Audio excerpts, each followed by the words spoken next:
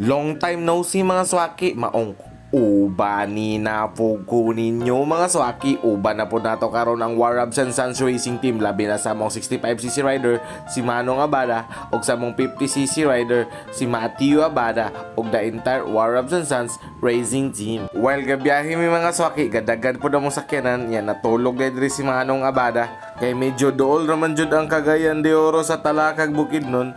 So naabot na gid mi diri sa ilahang racetrack. Medyo gloomy na gid ang panahon, murag padong jud mo uri. So nakakita na gid mig spot diri mga swaki, medyo murag camping na imong spot diri ba, murag mga GOO nga mga tirada. Nag-ilis na po dayon si Manong dia og si Matthew, uban silang mamo, pero si Matthew dili pa siya ka practice kay nag-ayo pa ko siyang motor.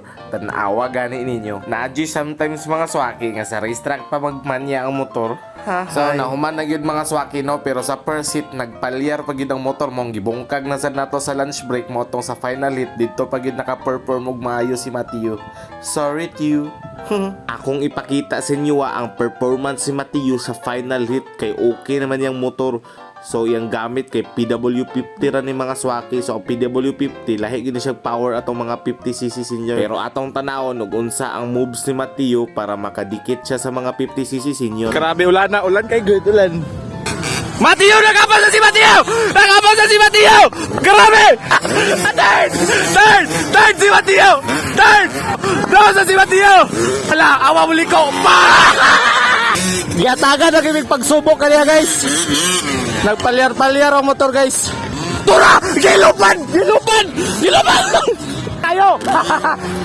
Hala! Hala! Grabe ka ba? Matthew! Hey! Grabbing punch! Grabbing punch!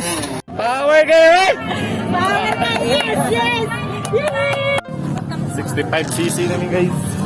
65cc na renta mga swaki, diri na renta ka Manong 27. Halagi jump! Naligid oy. Mao to mga swaki, sa second jump pa lang natumba na gyud si Manong Abada, maong gagukod gyud siya sa iyang mga kontra. From last nahimo ra gyud siyang fourth kay kaduha gyud siya na simplang. Unya kani nga jump diri mga swaki, si Manong 27 ray motira og katong triple ngilngig kay tanawon. Hala triple! Diri na dayon ang ikaduhang simplang ni Manong. Sa racing dili gyud na to malikayan nga ma-fall. Na fall man gani ko sa iya ha. Wah. So final hit na rin nila Manong mga swaki, dili na ko ka-video kay grabe ka kusog ang ulan, awa na gani na green coat na mga ikaw na. Wala na kayo! Diba? Wapay 65cc.